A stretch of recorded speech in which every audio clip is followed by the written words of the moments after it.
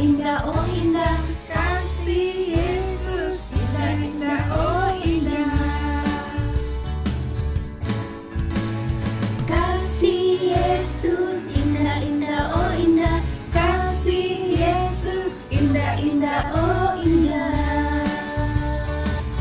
Lebih indah dari pelangi, lebih indah dari bintang di langit, lebih indah dari bunga di padang, oh Yesusku.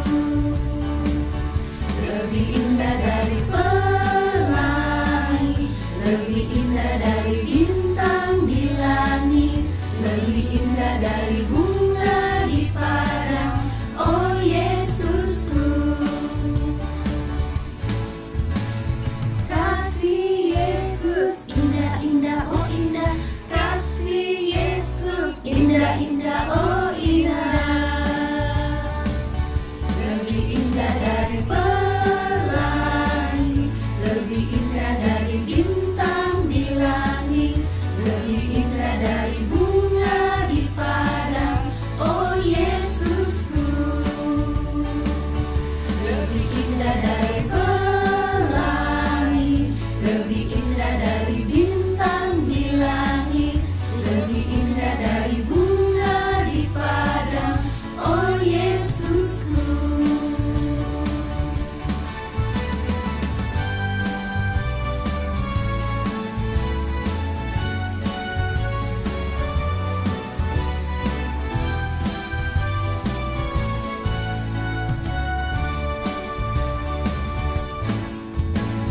Kasih Yesus, indah, indah, oh indah, kasih Yesus, indah, indah, oh indah. Lebih indah dari pelangi, lebih indah dari bintang di langit, lebih indah dari bunga di padang, oh Yesusku. Lebih indah dari pelangi, lebih indah dari bintang di langit, lebih indah dari bunga di padang, oh Yesusku.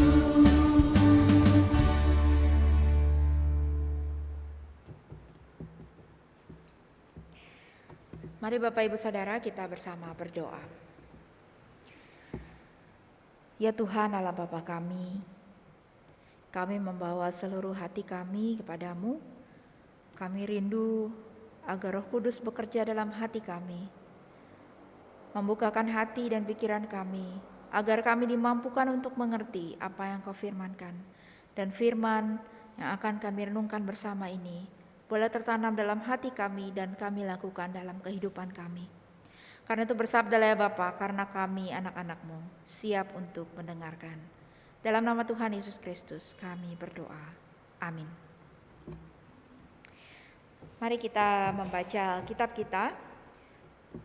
Pembacaan hari ini dengan tema penghiburan Tuhan kepada umat pilihannya terambil dari Yesaya 41 ayat 8 sampai 20. Yesaya 41 ayat 8 sampai 20. Tetapi engkau hai Israel hambaku, hai Yakub yang telah kupilih, keturunan Abraham yang kukasihi. Engkau yang telah kuambil dari ujung-ujung bumi, yang telah kupanggil dari penjuru-penjurunya. Aku berkata kepadamu, engkau hambaku, aku telah memilih engkau dan tidak menolak engkau.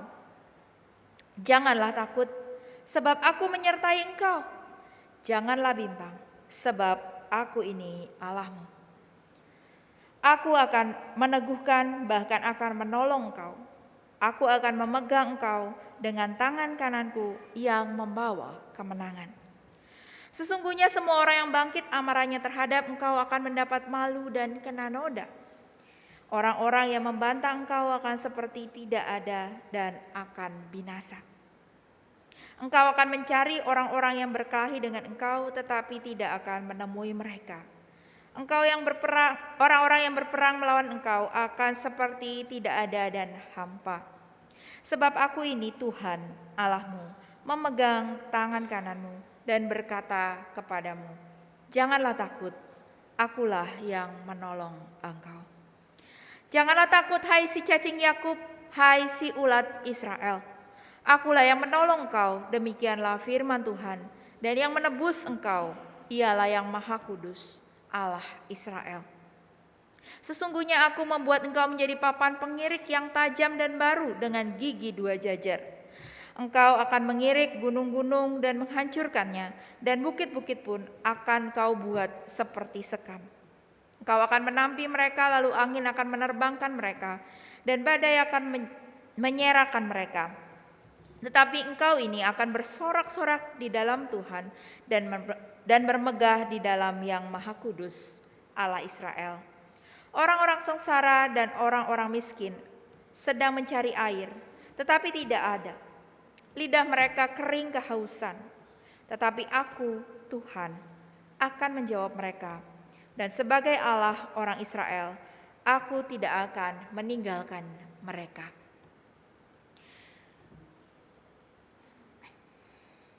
Aku akan membuat sungai-sungai memancar di atas bukit-bukit yang gundul, dan membuat mata-mata air membual di tengah daratan. Aku akan membuat padang gurun menjadi telaga, dan memancarkan air dari tanah kering. Aku akan menanam pohon-pohon aras di padang gurun, pohon penanga, pohon murat, dan pohon minyak. Aku akan menumbuhkan pohon sanobar di padang belantara, dan pohon berangan, serta pohon cemara di sampingnya, supaya semua orang melihat dan mengetahui, memperhatikan dan memahami bahwa tangan Tuhan yang membuat semuanya ini, dan Yang Maha Kudus, Allah Israel, yang menciptakannya. Demikianlah firman Tuhan. Berbahagialah setiap orang yang mendengarkan firman Allah dan yang memeliharanya. Firman Tuhan pelita bagi kekasihku dan terang bagi jalanku. Haleluya.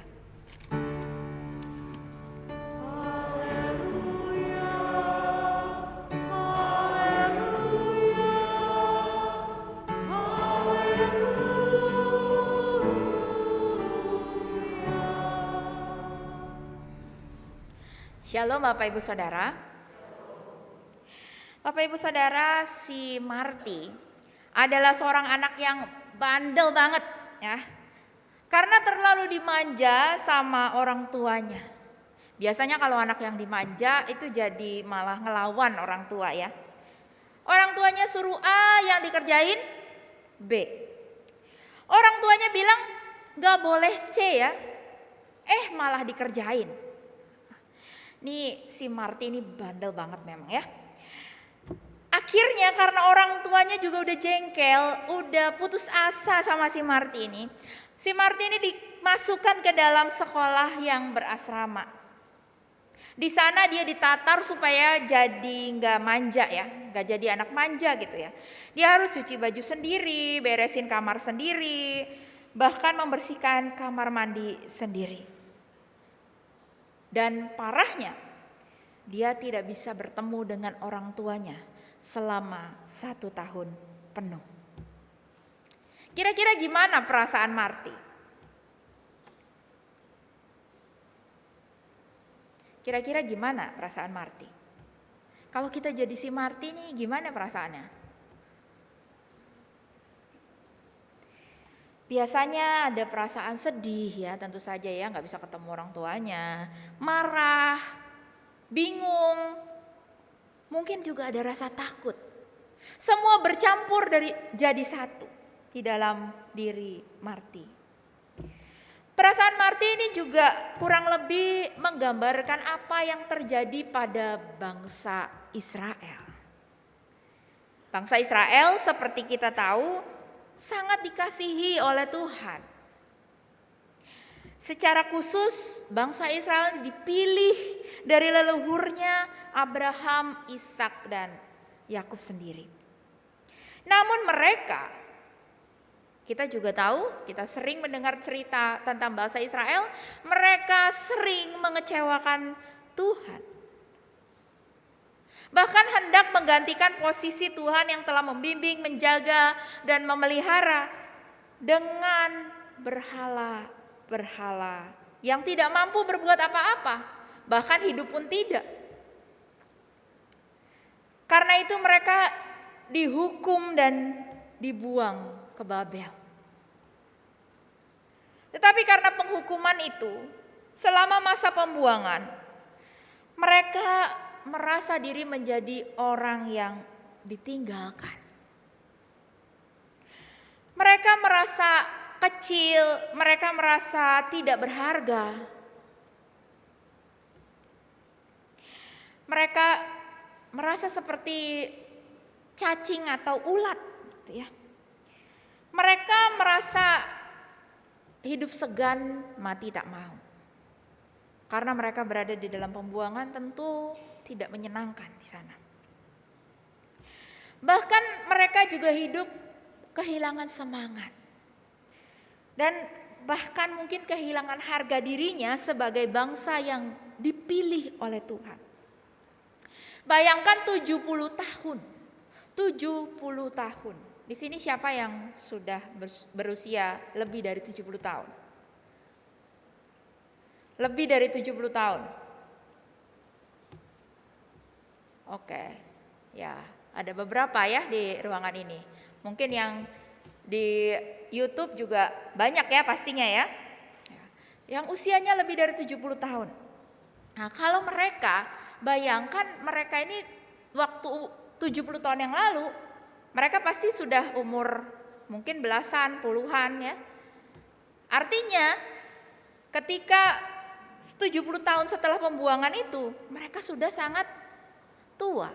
Dan sebagian besar dari orang-orang buangan itu sudah generasi berikutnya, mungkin generasi kedua atau generasi ketiga.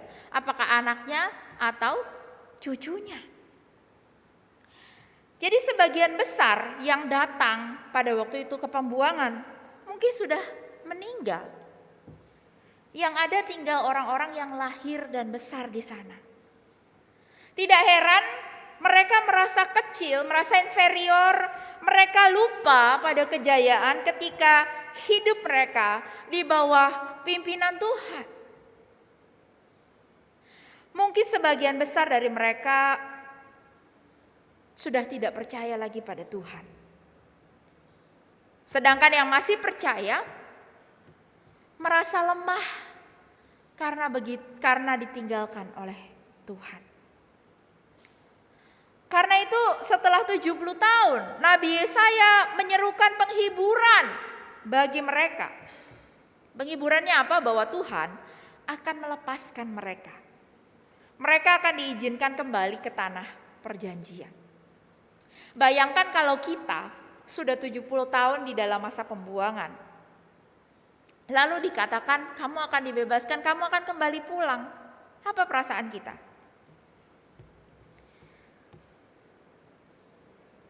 Senang? Tunggu dulu. Belum tentu ya. Bangsa Israel tidak sepenuhnya senang. Banyak ketakutan-ketakutan yang mereka rasakan. Tuhan sampai harus menghiburkan mereka. Tuhan menghiburkan mereka dengan mengatakan, kamu itu berharga. Ya. Kamu itu berharga, kamu itu kupilih. Ya. Dari sekian banyak bangsa di bumi, kamulah yang dipilih, bukan bangsa lain. Itu berarti kamu Israel spesial bagiku. Mulai dari Abraham, Ishak dan kemudian Yakub, sang Israel sendiri telah menjadi kekasih Allah, kesayangan Allah yang dipilihnya sendiri. Sekalipun mereka dibuang sebagai penghukuman karena ketidaktaatan mereka, tetapi sesungguhnya mereka tidak ditinggalkan. Hanya diberikan pelajaran supaya menjadi pribadi yang lebih baik lagi. Tetapi sekalipun diberikan penghiburan-penghiburan seperti ini, mereka masih ada ketakutan, kekhawatiran di dalam diri mereka. Bayangkan kira-kira perjalanan yang harus ditempuh antara Babel sampai ke Kanaan itu berapa jauhnya? Ternyata jauhnya sekitar Jauhnya sekitar 1000 ya. Ya, jadi itu Babel ke Kanaan. Itu jauhnya kira-kira 1000 kilometer. Kalau nggak kebayang 1000 kilometer ya. Kita jalan sekilo aja mungkin udah capek ya. Tapi kalau orang Bogor nggak, mungkin 5 kilo baru capek ya. Kira-kira 1000 kilometer itu dari Bogor ya. Kita ke Banyuwangi, mau nyebrang ke Bali sana. Nah, itu naik mobil aja berapa jam?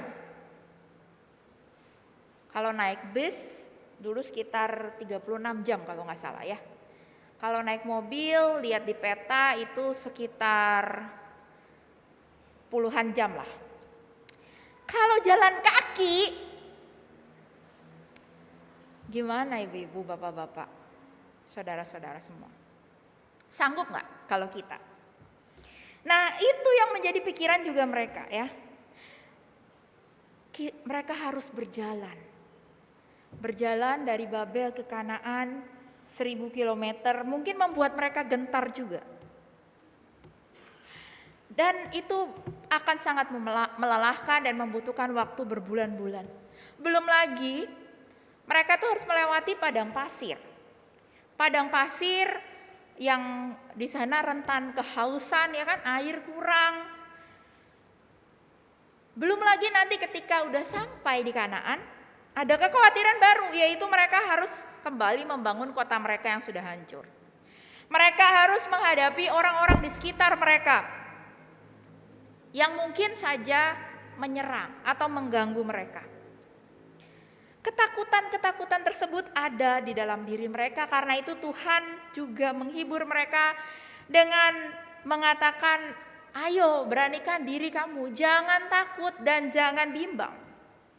Karena apa? Karena Tuhan sendiri yang akan menuntun mereka. Tuhan yang akan menyertai mereka, meneguhkan mereka, menolong mereka. Mereka yang mungkin merasa seperti cacing atau ulat yang tidak berharga, bahkan menjijikkan, akan diubah Tuhan menjadi papan pengirik yang kuat, bahkan mampu menghancurkan gunung dan bukit. Mereka yang merasa tidak berharga akan dimampukan Tuhan untuk menghancurkan musuh-musuh mereka yang hendak menghalangi perjalanan mereka kembali ke tanah Kanaan. Tidak hanya itu, Tuhan juga menghiburkan mereka dengan mengatakan Tuhan akan mencukupkan kebutuhan mereka dan memulihkan keadaan mereka. Kalau padang pasir saja bisa diubah oleh Tuhan menjadi padang belantara, hutan, ya, Tuhan pun mampu memulihkan keadaan mereka. Dari orang buangan kembali menjadi bangsa pilihan Allah. Dengan pemulihan yang akan terjadi bagi bangsa Israel ini, sesungguhnya bukan hanya memulihkan nama dan kejayaan mereka, tetapi juga akan memasyurkan nama Tuhan Allah mereka. Bapak Ibu Saudara, sesungguhnya setiap kita, orang-orang Kristen, adalah juga anak-anak Allah, kekasih-kekasih Allah. Kita begitu dikasihi sehingga Allah rela turun ke dunia dalam diri Yesus Kristus, menebus kita, mati dan bangkit untuk kita. Kita juga adalah kekasih-kekasih Allah. Penghiburan dan janji penyertaan Tuhan bagi bangsa Israel yang juga adalah kekasih Allah berlaku pula untuk kita. Bapak Ibu Saudara, kalau kita pernah takut, pernah bimbang, atau mungkin pernah dan sedang mengalami kejatuhan dalam hidup kita, baik itu keterpurukan secara sosial, ekonomi, atau mungkin kerohanian kita. Kita mungkin saat ini sedang merasa jauh dari Tuhan. Terlebih mungkin di tengah-tengah masa pandemi yang sudah lebih dari 2 tahun kita jalani ini. Banyak masalah yang kita hadapi. Mungkin kita bingung harus bagaimana memperbaiki semua ini. Tetapi Bapak Ibu Saudara, hal ini wajar sesungguhnya. Untuk kita manusia merasa seperti itu. Namun firman Tuhan hari ini mengingatkan kita bahwa kita adalah anak-anak Allah, kekasih Allah. Tuhan sendiri yang akan terus menolong kita. Dia berjanji akan menyertai, menolong dan memegang kita. Asal kita mau bersandar padanya. Ia akan menolong kita dari setiap permasalahan kita. Janjinya bagi bangsa Israel, penghiburannya bagi bangsa Israel, penyertaannya akan berlaku bagi kita. Dia akan mencukupkan kita, bahkan Tuhan juga akan memulihkan keadaan kita. Bapak Ibu Saudara, kita melihat angka COVID semakin menurun, walaupun belakangan ini agak sedikit naik lagi, tetapi masih cenderung menurun. Itu juga sebenarnya merupakan penghiburan tersendiri ya buat kita ya. Kita yang dulu selama 2 tahun gak bisa ke gereja, sekarang sebagian dari kita sudah bisa hadir di tempat ini bersama-sama. Itu merupakan suatu penghiburan dan bukti penyertaan Tuhan bagi kita. Kalau Tuhan menyertai kita sampai saat ini, Tuhan juga akan terus menyertai kita ke depannya. Setelah 2 tahun banyak perubahan terjadi dalam kehidupan kita, kini kita bisa mulai menata kembali kehidupan kita. Walaupun mungkin kita lihat masih banyak tantangan ke depan, masih banyak penyakit-penyakit lain yang mengintai. Namun percayalah, janji pemulihan dan penghiburan Tuhan akan dinyatakan pada waktu yang ditentukan oleh Tuhan. Sebuah lagu yang berjudul Hymn of Promise menggambarkan dengan jelas bahwa apa yang kita lihat saat ini mungkin terasa menyedihkan dan tidak ada harapan. Tetapi kuasa Tuhan mampu menjadikan segala sesuatunya menjadi lebih baik sesuai dengan rencananya.